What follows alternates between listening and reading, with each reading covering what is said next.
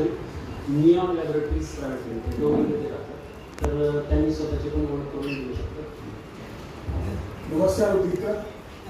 1990 साली एमकॉम झाल्यानंतर काय करायचं पुढे मोठा प्रश्न. मोठा भाऊ मोठी ताई मुंबईला असल्यामुळे इथे आलो. मी जॉब सुरू केला. मागील 34 वर्ष मी फार्मास्युटिकल कंपनीमध्ये जॉब करतो.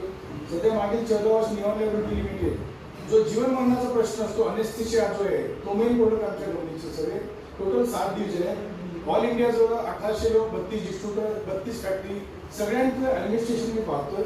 फक्त एकच आहे की जर कोणाला मेडिकल मदत लागली औषधांची वगैरे एक कॉल देऊ शकता नंबर आहे.